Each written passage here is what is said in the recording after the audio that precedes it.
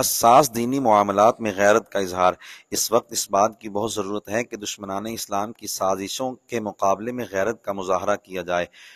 غیرت کا مطلب یہ ہے کہ انسان حساس معاملات میں حمیت و جرأت کا مظاہرہ کرے۔ سیدنا ابو ہریرہ رضی اللہ تعالیٰ عنہ روایت کرتے ہیں کہ محبوب خدا صلی اللہ تعالیٰ علیہ وآلہ وسلم نے ارشاد فرمایا، المؤمن یغار واللہ اشد غیرہ، مومن غیرت مند ہوتا ہے اور اللہ تعالیٰ یعنی اپنی شان کے مطابق سب سے بڑھ کر غیرت فرمانے والا ہے۔ کسی موقع پر سیدنا سعد بن عبادہ رضی اللہ تعالیٰ عنہ نے رسول اللہ صلی اللہ علیہ وآلہ وسلم کے سامنے اپنے گھر والوں سے متعلق غیرت پر مبنی ایک بات کہی تو آقا کریم صلی اللہ علیہ وآلہ وسلم نے ارشاد فرمایا، اتعجبون من غیرت سعد لأنا اغجر منہ واللہ اغجر منی، کیا تمہیں سعد کی غیرت پر تعجب ہو رہا ہے؟ ضرور میں سعد سے زیادہ غیرت مند ہوں اور اللہ تعالیٰ یعنی اپنی شان کے مطابق مجھ سے بھی زیادہ غیرت فرمانے والا ہے۔ غلامانہ ذہنیت کے حامل لوگ حساس دینی معاملات میں بھی جرأت کا مظاہرہ نہیں کرتے، کہتے ہیں ہم اعتدال پسند ہیں۔ ایسے لوگوں کو اپنی غلط فہمی دور کر لینی چاہیے۔ دین کے حوالے سے کمزوری کا مظاہرہ کرنا اعتدال نہیں، بے حمیت و بے غیرتی ہے۔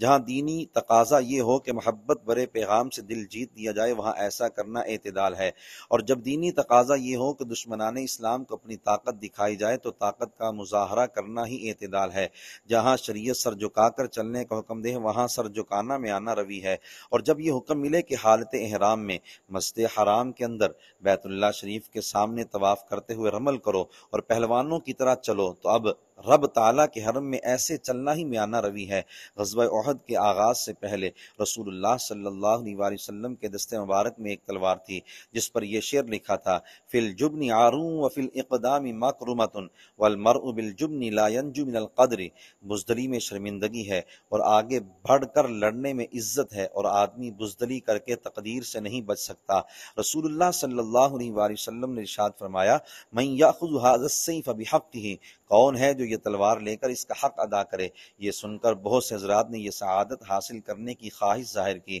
مگر یہ فخر و شرف سیدنا ابو دجانہ سماک بن خرشہ رضی اللہ تعالیٰ عنہ کو نصیب ہوا۔ تاجدار ختم نبوت صلی اللہ علیہ وآلہ وسلم نے یہ تلوار اپنے دست مبارک سے انہیں عطا فرمائی۔ وہ یہ اعزاز پا کر عرض کرنے لگے، یا رسول اللہ، اس تلوار کا حق کیا ہے؟ ارشاد فرمایا، اللہ تقتل بہ مسلما ولا تفر بہ عن کافر، یعنی میری اس تلوار کا حق یہ ہے کہ تو اس کے ذریعے کسی مسلمان کو مارے نہیں اور کافر سامنے آئے تو بھاگے نہیں۔ حضرت ابو دجانہ رضی اللہ تعالی عنہ نے عرض کی، یا رسول اللہ صلی اللہ علیہ وسلم، میں اس تلوار کو اس کے حق کے ساتھ دیتا ہوں۔ پھر وہ اپنے سر پر ایک سرخ رنگ کا رومال باندھ کر کفار کو مرعوب کرنے کے لیے اکڑنے اور اطرانے کے انداز میں چلتے ہوئے میدان جنگ کی طرف نکلے۔ نبی کریم صلی اللہ علیہ وآلہ وسلم نے ایسے چلتے ہوئے دیکھ کر فرمایا، انہا لمشیۃ یبغضھا اللہ الا فی مثل ھذا الموطن، یقیناً